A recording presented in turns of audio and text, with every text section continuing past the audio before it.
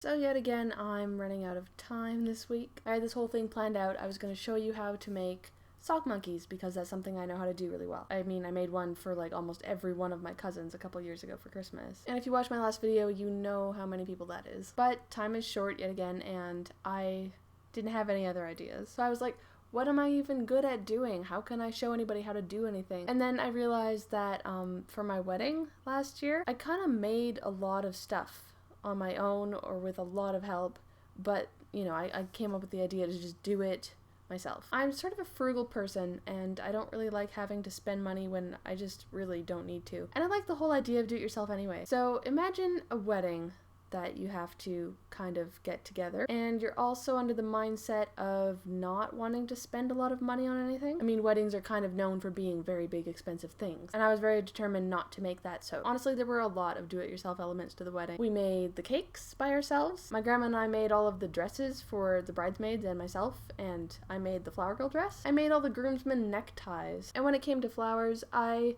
really didn't want to get actual flowers, you know, unless I picked them myself or something, which I'm really glad I decided not to rely on because, wow, there were not a lot of flowers last year in the middle of May. So I was looking at alternatives, and I found somebody on Etsy who was selling bouquets made of buttons. I mean, they're just kind of the coolest things ever, and I was in love with them instantly, but they were like upwards of $100 each, and I was like, wait a minute, they're made out of buttons. I bet I could make them myself. So I ordered a bunch of buttons, and I got some wire and some other little accessory sort of things, and I made the flowers. Anyway, I'm gonna show you how to make them. VidCon, VidCon, go into VidCon, go into VidCon.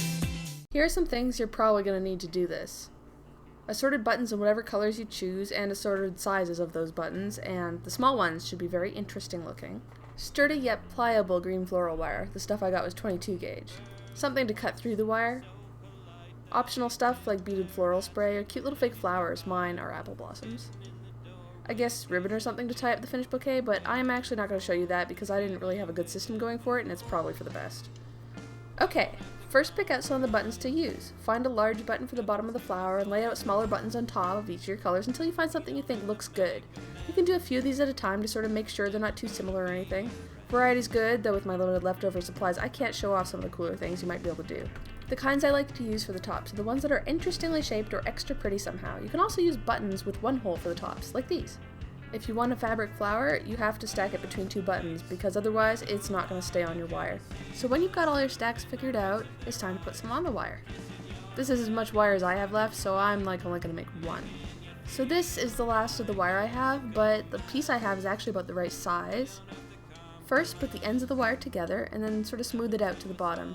The bottom is where the buttons are going to actually sit. Now start with the top button and thread it on upside down through both holes. Don't mind me here, I'm fumbly because I'm trying to get it on camera. When it gets to the bottom, pull it on as tight as you can so the wire flattens at the top. Now for the next button. For ones with 4 holes, put the wires into holes across from each other diagonally. Just pull it down hard over the first one and get the next button ready. Same deal. Really can't get much easier than that. So that's the idea of the finished flower, and now we just have to tighten up the wire underneath so it doesn't flop around. Grab hold of the flower in one hand and the wire in the other and twist really tightly close to the base of the flower so it's not loose on the wire, because that'll just make it all broken and weird. Then, with perhaps less intensity, twist to the end of the wire. Be careful of the ends if they're sharp. I had scrapes all over the place from doing this. So yeah, that's what a finished flower looks like. Do that a bunch more times and you can end up with something that looks like one of these. These are some of the more interesting ones I was talking about, and they're some of my favorites actually.